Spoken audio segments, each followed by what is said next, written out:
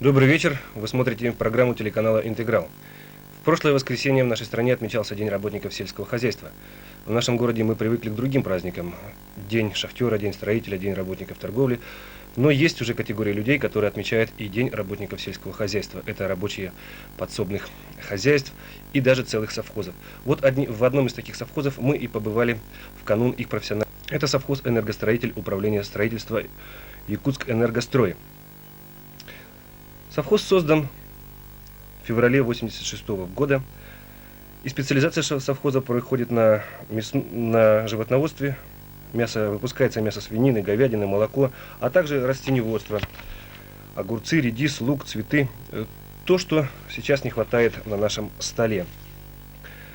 Праздник в совхозе был организован благодаря новому составу правкома, который был избран 1 сентября 1990 года. В правкоме работают такие люди, как Сметанина Клавдия Владимировна, Мелкадзе Анна Ивановна, Кравцов Валерий Иванович и другие люди. Впрочем, посмотрим сами. Среди многообразных сложных проблем, стоящих перед нашей страной, в качестве первоочередной выделяется задача обеспечения советских людей продовольствием. Продовольственная проблема превратилась в самую болевую точку в жизни общества. Длительный застой в аграрном секторе не позволил набрать нужные темпы развития и выйти на заданные продовольственной программой показатели по большинству видов продукции сельского хозяйства. Работники совхоза «Энергостроитель» встречают свой профессиональный праздник трудовыми успехами.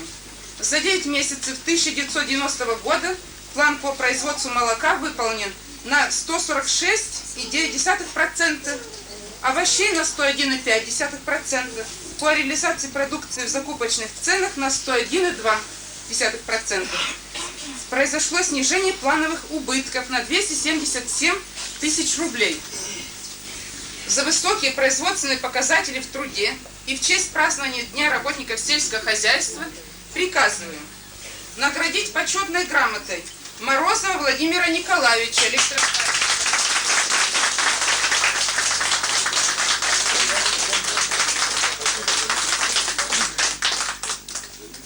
Лохотнюк Наталью Викторовну,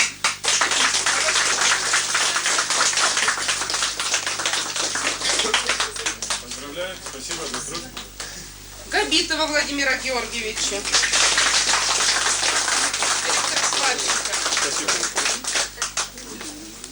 Дедову Марфу Михайловну, главного бухгалтера.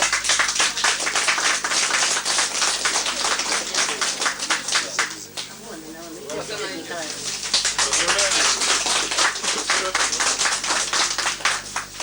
Иванову Галину Семеновну, экономиста, старшую.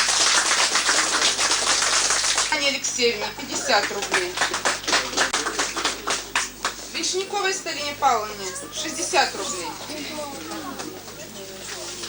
Путиной Валентине Ивановне 50 рублей. Болдреву Александру Александровичу, бригадиру, 70 рублей.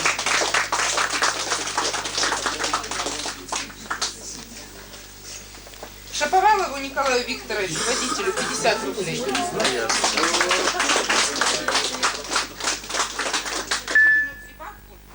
После торжественной чести мы встретились с директором совхоза Чебановым Николаем Ивановичем. Когда страна на грани малого выпуска продукции, то есть в объемах, когда магазины наши пустеют, когда мы говорим, что нужно обратить особое внимание на сельское хозяйство, чтобы накормить народ. Сегодня еще не принято нужных решений, не уделено нужного внимания для работников. Поэтому, встречая этот праздник, хотелось бы обратить особое внимание, чтобы партия и правительство приняло более эффективные законы и положения, чтобы больше обратила внимание, внесла больше вкладов, выделила денег для строительства и развития сельского хозяйства. Иначе мы народ не накормим. А раз мы не накормим ни народ, значит плохие руководители, значит плохие мы все, кто стоим за наш народ.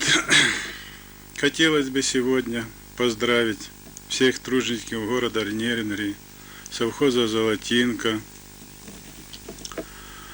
с завтрашним праздником, Днем работника сельского хозяйства.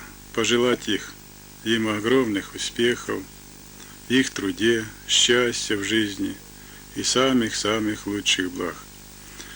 Хотелось бы молодежи сказать: товарищи, сегодня в сельском хозяйстве не так уж плохо работает.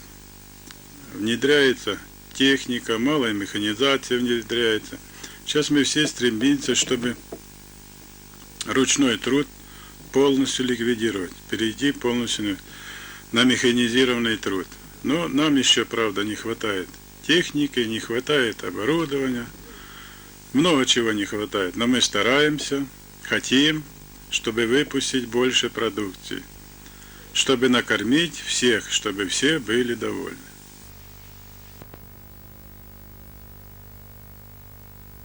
После окончания торжественной чести состоялся конкурс «Хозяюшка», где работники совхоза продемонстрировали свое кулинарное искусство. Там было все: и печеный поросенок, и торты, и была масса овощных блюд. Хотелось бы, чтобы это все появилось как можно скорее на наших столах. Также была проведена праздничная лотерея, а закончился вечер небольшим концертом, который показали самодеятельные артисты Дворца культуры Якутия из Серебряного Бора.